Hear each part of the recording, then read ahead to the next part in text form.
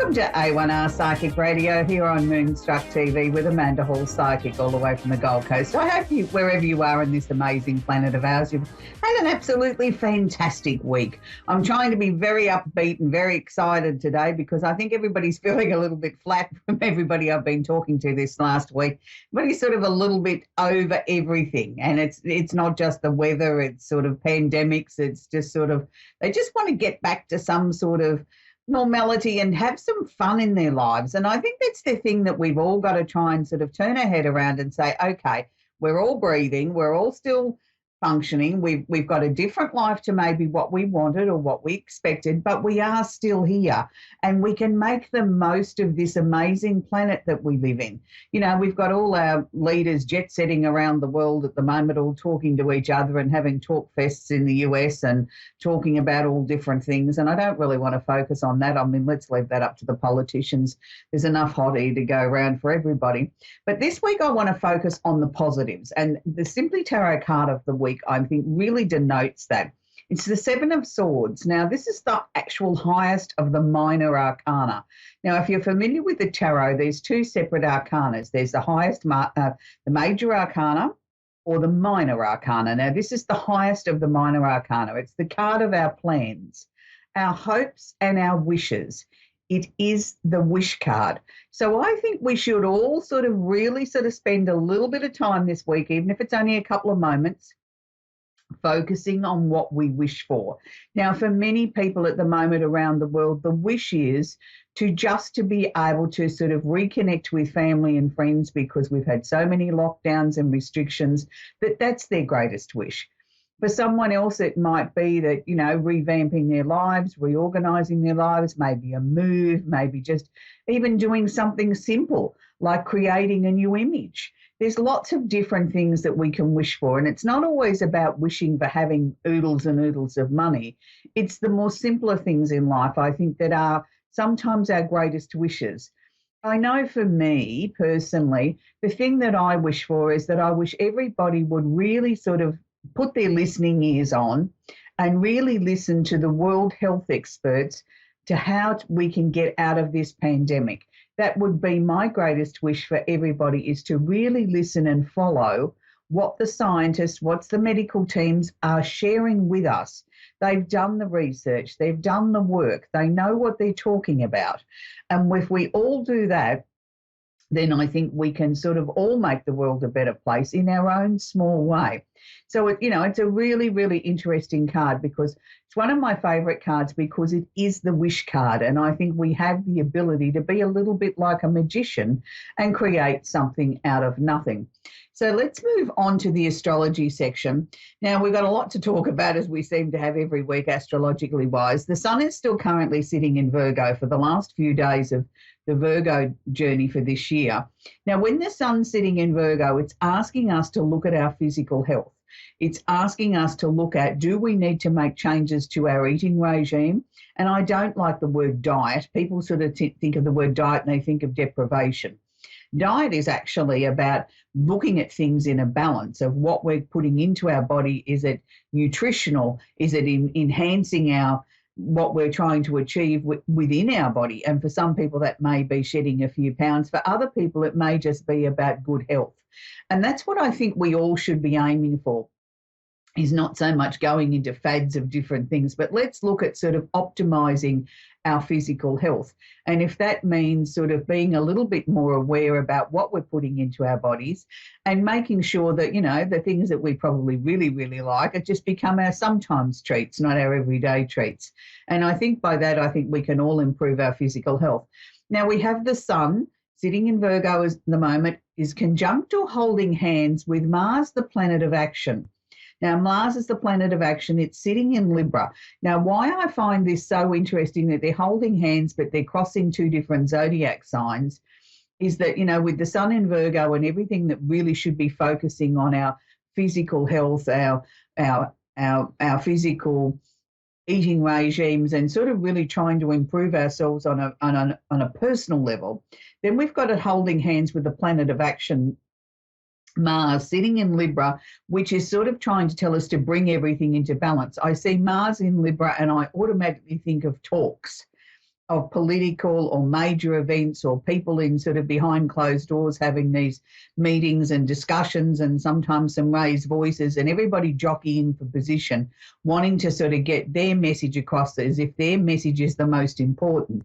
So I think it's interesting that there's a lot of discussions going on around the world at the moment with different things, climate change being one of them, but missiles and submarines and every other blasted thing that boys like to talk about, or politicians like to talk about in times like that. And I know they're important, and I know we need to keep the world safe, but it just seems to me to be a very interesting combination at the moment, where everybody's trying to be grounded and focused and sort of putting their best foot forward and saying, you know, we've got all the answers and we've got the pandemic covered. And that's where you've got to look at sort of the sun being in Virgo, that everybody's got their own version of how they're politically handling the pandemic, and then going into this talk fest and then sort of trying to put across that their needs, or their needs of their nation or their country, are more important than yours. It must be an interesting time to be there and be a fly on the wall and listen to some of the conversations that are going on. Now, for us mere mortals, we also have the planet of communication. Mercury is sitting in Libra as well, not holding hands, not sitting next to anybody, not playing in the sandpit with anyone, just there by themselves. So I think it's a really important time that we all need to make sure that this week, anything that comes into our mind, or any communication or any conversations that we have to have, that we really seek the truth out of this, that there may be some situations there that we have to weigh up.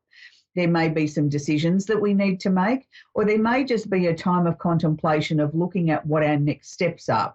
It's not necessarily a negative. It's a time, I think, to catch your breath, to sort of slow down a little bit and look at the types of communication or decisions that need to be made, and look at them in a very truthful sort of way, and see if we can bring some sort of balance into our lives, particularly through the form of communication. And I feel music plays a very important role in that. Sometimes when your head sort of feels like it's going to explode, you've got so much running around in it.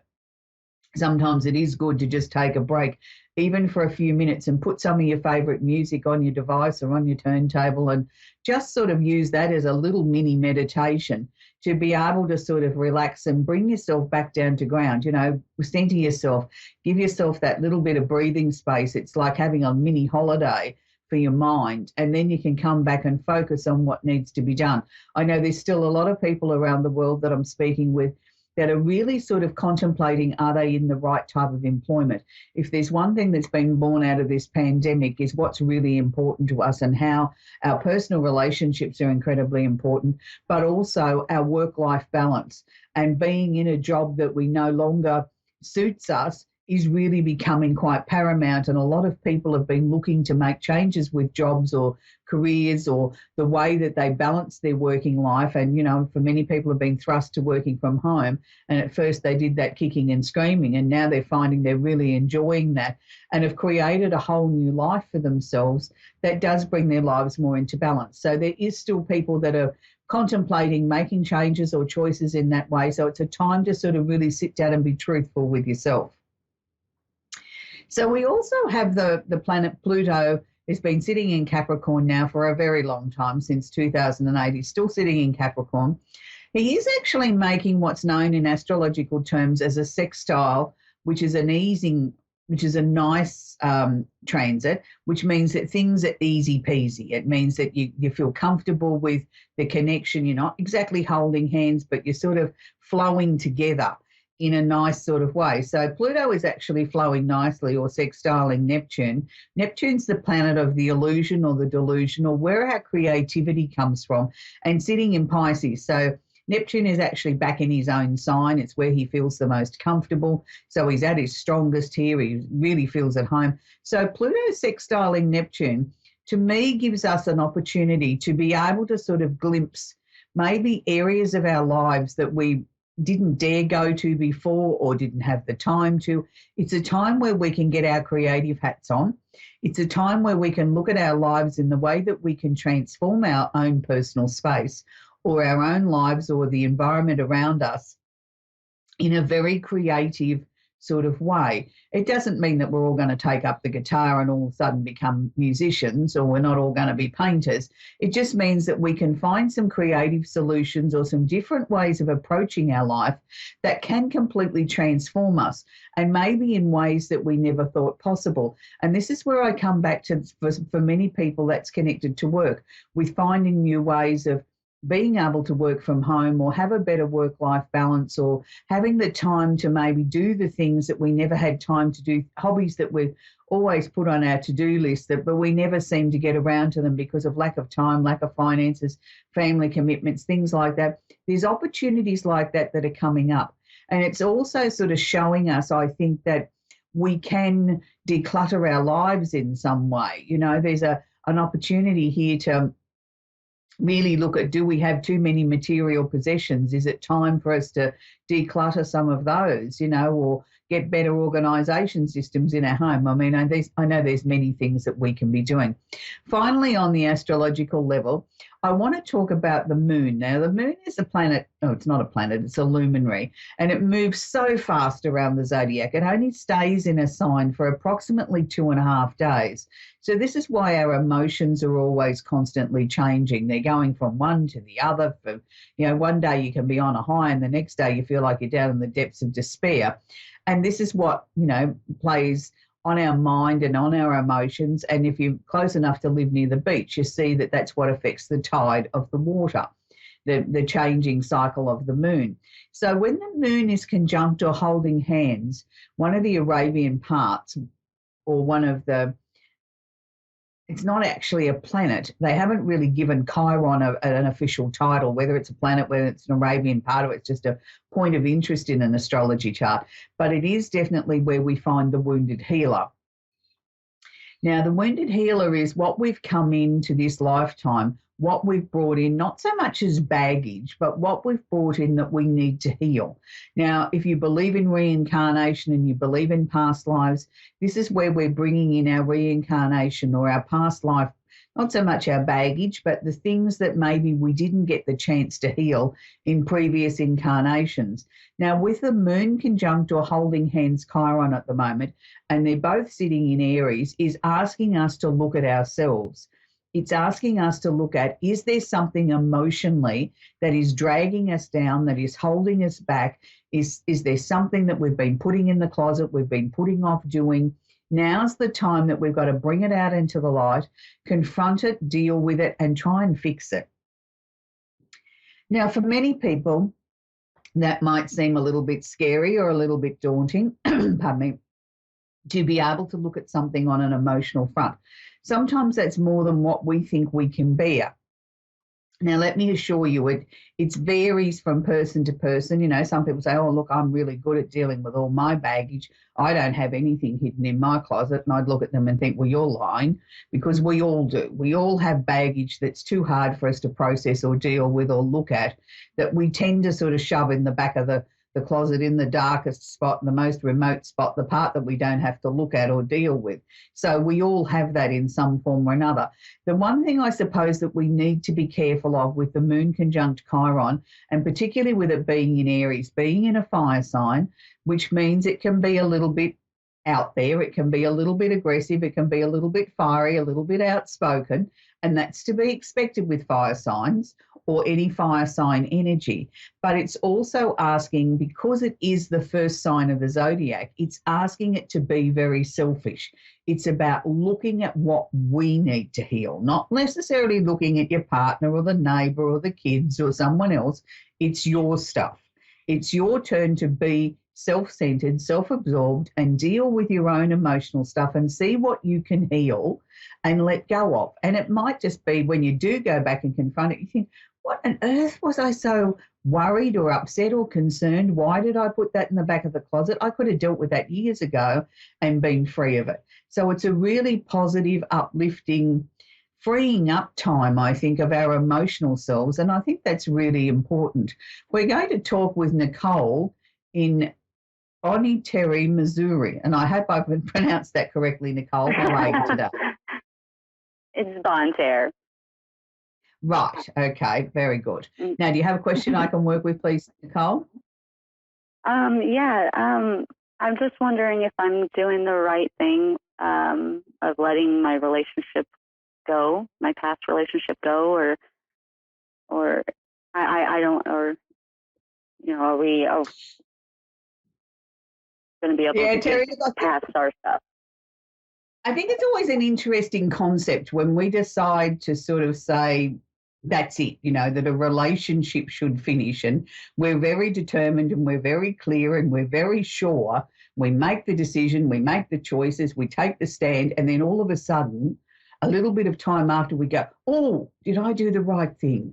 And we start to second guess ourselves, or we start to question our own decision as if sort of maybe we've made it in haste or something like that. Most of us don't usually make decisions like that in haste. It might look like it's in haste or quick to someone else or the other person that really has no idea that the relationship has got this bad for whatever reason, whether they've chose to stick their head in the sand and pretend it's not happening or really didn't understand it was happening. And, all of those things can apply to different relationships. In your particular circumstance, Nicole, I don't believe that you need to keep looking at this. I feel you made the decision over a long period of time. You looked at it very carefully.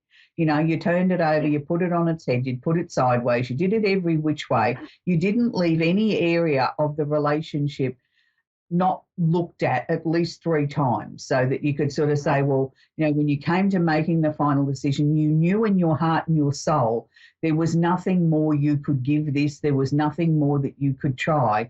You had exhausted everything. So I think in that way, I think what you're doing now is just really sort of having a little bit of, second guessing of yourself that have I made the right decision? And I think that's hard when you come to a conclusion that a relationship's over, that you went into with great gusto and great belief and really felt that this was going to be the happily ever after, the really long-term till death do us part relationship. And then all of a sudden you find slowly over time that decays. And that doesn't necessarily mean that you didn't look at it in the right way at the beginning. It was, as it was at the time, it was right for that time, but it's no longer suiting you or fulfilling you as a person. And it doesn't make him any less of a person. It just means the two of you are no longer meant to be in this journey together. And I think part of it is you feel responsible for him, that, you don't see him sort of thriving outside of the relationship, but that's his journey, sweetheart. It's not your responsibility. And I think that's the biggest thing as humans. We might want a relationship, but then we feel terribly responsible for the person that we were in that relationship with, that they're not flourishing, but that's part of their journey. I'm also going to say to you, Nicole, I think this has been extremely difficult for you, more than normal, because I feel you've done this dance with this person in 3 other relationships, in 3 other lifetimes. And this is why it's sort of so hard to let go of it. It's not just this one. It's like you're having flashbacks on a soul level of, oh my goodness, they didn't deal really well last time. I hope they do this time, and you mightn't even be aware that that's what you're picking up on, but you've got this sudden feeling of, oh, maybe I've done the wrong thing. On one hand, you're happy, but you see them not so happy. So you start to question yourself. No, I think it's definitely the right decision, Nicole, and it's freeing you up to now open your heart up to the right relationship coming in, which I don't think is that far away. I think, somewhere around the end of this year, the early part of 2022, you are going to attract a new relationship with a tall, dark-headed man, and it's going to be like that feeling of going home, like you meet, you form a relationship and it's just so comfortable right from the very beginning. It's like, wow, we've known each other forever and we only started dating 2 weeks ago. That's when you know something's really right, that it just feels so right on every level. Then, of course, you take the time to get to know them and, establish the boundaries and build a solid relationship. But, when it feels so right from the beginning, it can't be wrong. So, no, I think you're very much on the right track, Nicole, and you just need to, sweetie, you need to now put yourself at the front of the queue, not everybody else. It's your turn to shine now. It's your turn to have what you want. And, you don't have to feel the burden and the responsibility of someone else's happiness or their, not being so happy. You've done your bit. It's their turn stand on their own two legs and create their own direction. Right. Thank you. Thank you very much. You're very welcome, sweetie. We're going to talk with Myra now in San Diego in California. Are you there, Myra? Hello, Myra. Yes, hello. Hello, sweetie. Do you have a question I can work with, please? Huh? Do you have a question for me? Yes. My brother passed away. I did not see him. I was supposed to come home on the 30th, but he died on the 25th. So Right. 5 days he passed away, and I was not able to see him. So I just kind of wondering. Well, I'm sorry for your loss, Myra. Look, it's never easy when we lose somebody that we were close to, that, you know, a brother or a sibling or a family member or even a close friend. I can assure you that your brother is, yes, he might have been disappointed that you weren't there, but he's certainly not upset with you not making it back. If anything, in some ways, I think he's relieved. He didn't want you to see him at his, what he considers was at his worst. You know, he wants you to remember him when he was, you know, full of energy and taking the world on and, you know, being a bit of a practical joker. He had such a larger than life energy, did he not, when he was well? Because that's what he's sharing with me.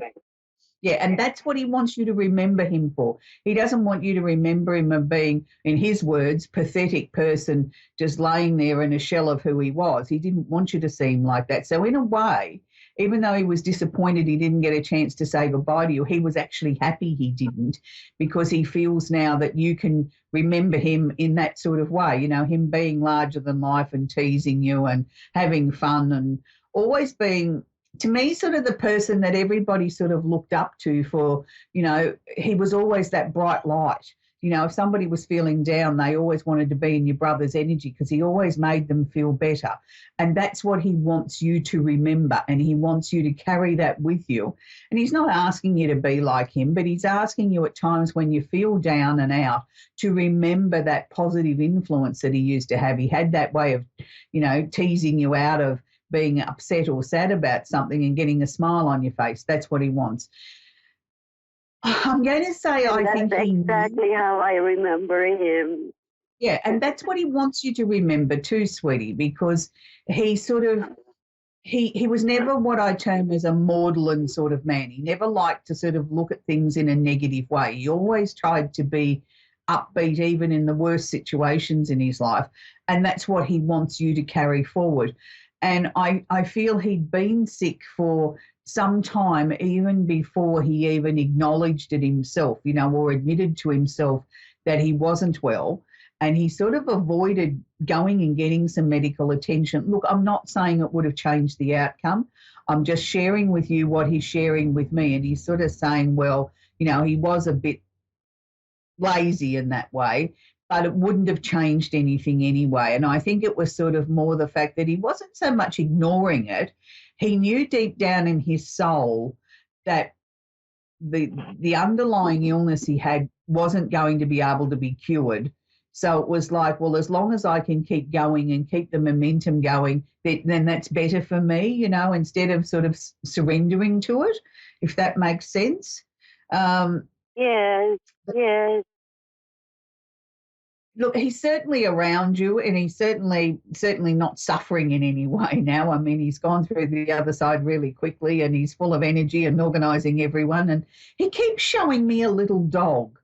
Is that you've got a little dog, or have you been thinking of buying a little dog? Actually, I just got one, a puppy. Right. Okay, because he kept showing me the little dog, and he was playing with this little dog. Oh, So he's obviously seen the yes. puppy that you've got. I just got her. Yeah, well, he knows all about it because he's been down there playing with her. Oh. Yeah, he just, every time I asked him for some sort of message for you, all he kept showing me was this little dog. And that's why I wasn't sure whether it was his, whether you just got one or whether you were thinking of one, but he just kept showing me him playing with this little dog. Well, he's playing with your puppy. So there you go. He's with you all the time. So if the dog starts behaving strangely or starts running around in circles or something, you know it's your brother teasing the dog. Oh. And that's when you'll know that they're the strongest, because the dog will give you some sort of symbol, will behave differently to what they were. They were sound asleep and then all of a sudden they're up and excited and let's go for a walk, mummy. You'll know that your brother's doing that. He just loves the puppy, but he loves you and he wants you to be happy, and he wants you to stop feeling as if you let him down by not being there, not getting there in time, because he's saying he's actually pleased you didn't.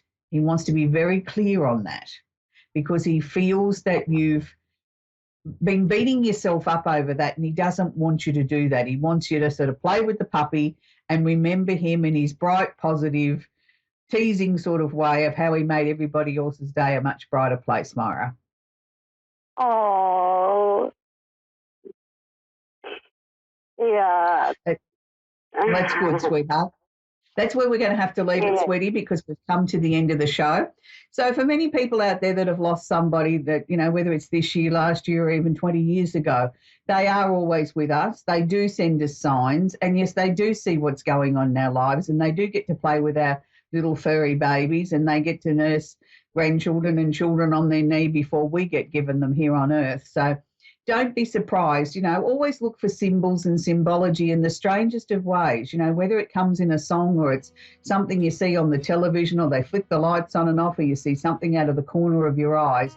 Just know that that is our passed over relatives and the people that we were closest to, just trying to let you know that they're here. They don't always have a life-shattering message to share with us. Sometimes they just want you to acknowledge that you know that they're around. And, it's not abnormal in my world to sort of get up in the morning and have a conversation or say good morning to a few people that are on the other side, because they've, had fun during the night turning the lights on and off. And think of them as they were here on Earth is as they will be on the other side. If they were a practical joker here on Earth and love to tease you, they will do the same thing from the other side.